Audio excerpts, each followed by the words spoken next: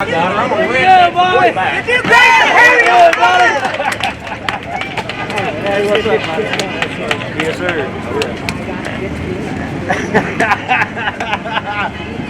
Bobby. Well, if you're here to hear a song from me, you just won't hear it because I can't sing.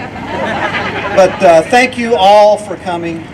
You don't know what this means to those out there that's studying at home, or maybe see this tomorrow in the newspaper, that really are nervous about letting their feelings be known to their friends, even to their family.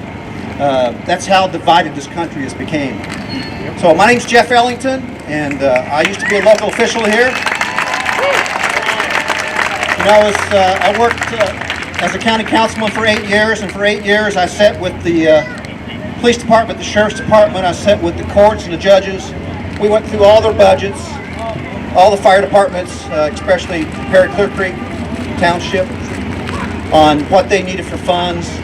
And back then, 20 plus years ago, Monroe County stood strong for law enforcement.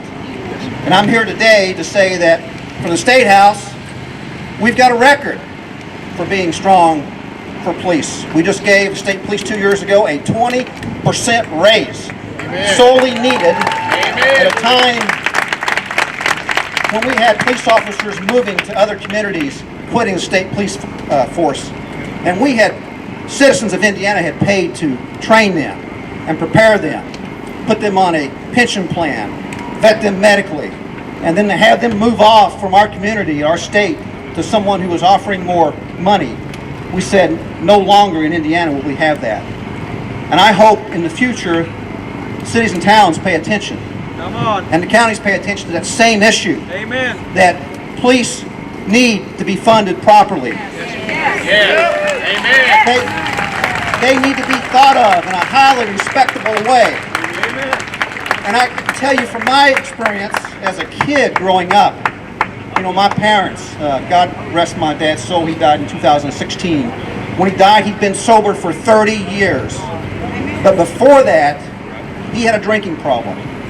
And I remember the police showing up when my mom called because they were in an argument and fighting, you know, fists being thrown, and I thought any minute one of them was going to kill each other. And the police would come there. Let me tell you, as a police officer, they know that one of the most deadliest situations is to show up on a domestic violence dispute, because emotions are high, feelings are high, you know, between the husband and wife. It's just a fact of life. So I watched that police officer show up to help my mom, and he did just that. You know, not taking any consideration for himself, but for that family and me, my brother, and my sister.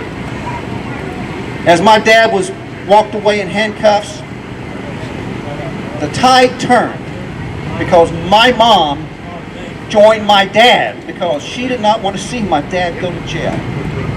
So in a split instance, instead of having friend and foe, they were both foes to that police officer. And they do that every day to protect you and your kids. They protect your schools.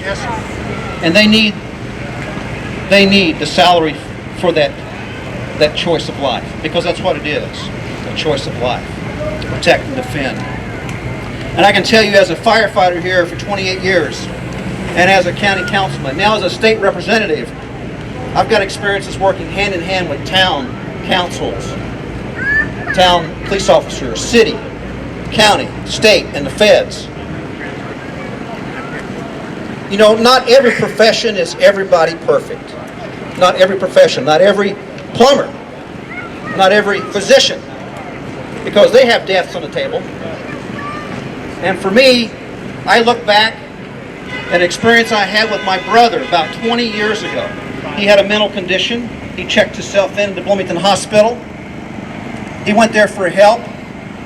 You know, he was a wrestler, a nationwide wrestler, number 3 in the nation. He loved to wrestle. Very friendly, fun-loving guy, not a mean bone in his body.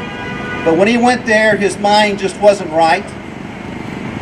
And he wanted to wrestle with the orderlies, just to have fun. Well, they didn't want to have that. So they give him one of those powerful shots to relax him. 4 people got on top of him, and just a few minutes later, I got a phone call at 11:30, my brother was dead.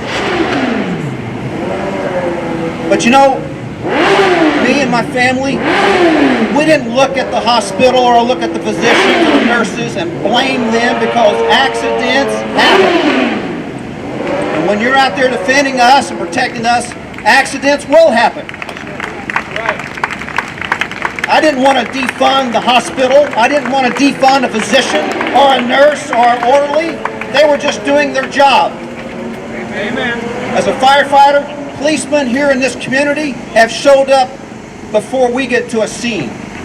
It'll be a car wreck, half dead, hanging out of the door. The police officer will go and secure the site and get medical help.